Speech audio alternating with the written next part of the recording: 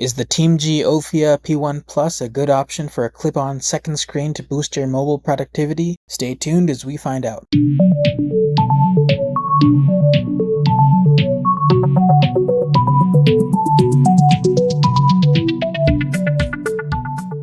Welcome back. At TechAutos, we do reviews of the latest tech gadgets and automotive products. If you're new to our channel, consider subscribing. Today we're taking a look at the Ofiyaa P1 Plus portable monitor, which is marketed by TeamG. We bought this on Amazon, see the link in the description below. There are a lot of portable monitors on the market. The P1 Plus has a 13.3-inch 1080p display, and its claim to fame is that it can stand on its own or be attached to your laptop via a spring-loaded clip.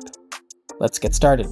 We have a matte black box with glossy gold text. It says "to screen" and notebook expansion screen below. In the center is a depiction of the screen attached to a laptop. On the bottom it shows the 1080p Full HD resolution, 60Hz refresh rate, 220 candela per square meter brightness, and 1000:1 contrast ratio. On the back, we see some basic specs and depictions of the laptop-attached landscape pose and the standalone portrait pose. We also see the manufacturer is Shenzhen Baijia Youpu Technology Co. in China. We'll peel off the two tape circles on the sides and then slide out the box inside. The box is held shut by a magnetic latch at the front of the top flap, a quality touch.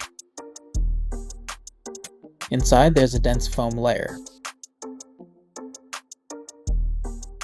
There's a sticker on top with some warnings: don't squeeze, don't pierce, remove the protective film, and closing sequence.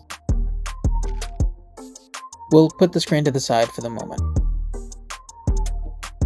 Below we have a somewhat velvety black carrying pouch with drawstrings. An HDMI cable with one side being a 90-degree connector. A USB-A to USB-C cable. A 3-foot USB-C to C cable with a 90-degree connector as well.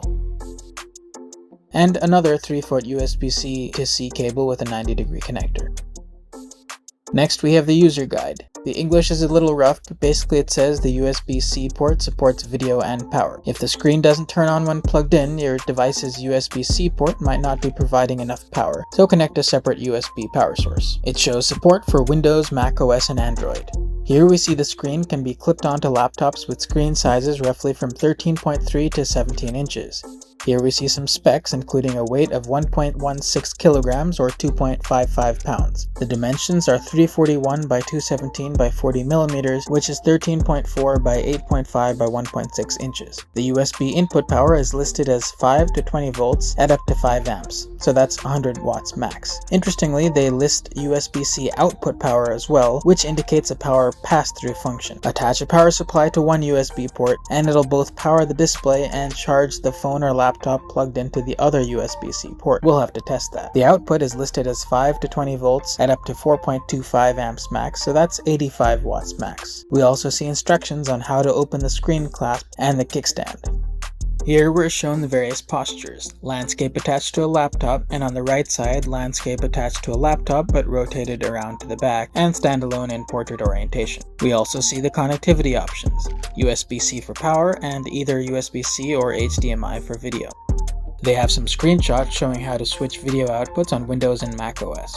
Here's some information on the functions of the buttons. Now, looking at the screen itself, there's a brushed finish to the bezel and otherwise a mix of matte black plastic with some rubberized elements. On the bottom, we have an HDMI port and two USB-C ports. There's a slot to the left and a glossy plastic bit to the right, but they don't seem to do anything. On top, we have power and up and down buttons on one side and the release button on the other. There's a hinge on the left side that lets you swing out the display.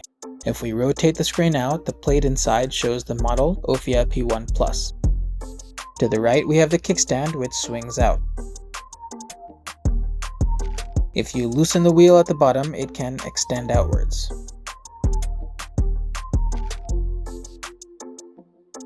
On the back, we have these plastic and rubber protrusions that act either as a bracket to grasp your laptop screen or as feet in standalone mode.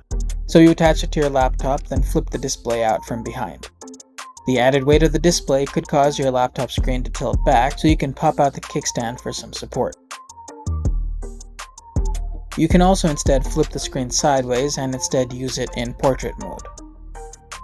Now let's look at how the screen attachment works. If you press the release button, the left side pops out with quite a bit of force actually. You then push it in partially until it's tight against your laptop screen, or fully when you're ready to stow it. So now we've attached the screen to a 15-inch Microsoft Surface Book 2. It fit perfectly, and it's a one-cable solution with the power and video coming from the Surface Book's USB-C port. We have it running in extend mode right now, so it adds real estate to the right side, which you can mouse over to. You could watch very important videos on the left while you do your work on the right, or vice versa.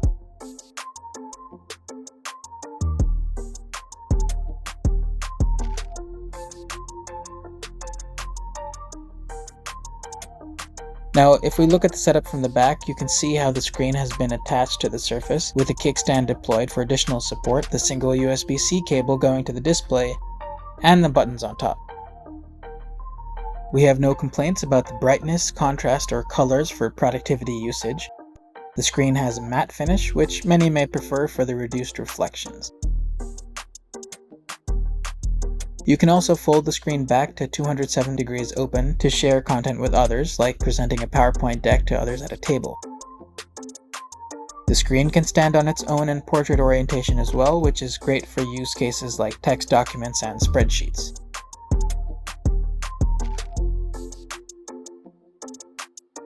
Next, we folded the screen back and attached it to a Samsung Galaxy Note 10 Plus via a single USB-C cable. We get the Samsung DeX desktop environment on the Ofiyaa screen. We're able to smoothly play videos without issue. This works fine, though it also highlights two things we wish this display had: a touchscreen and a built-in speaker.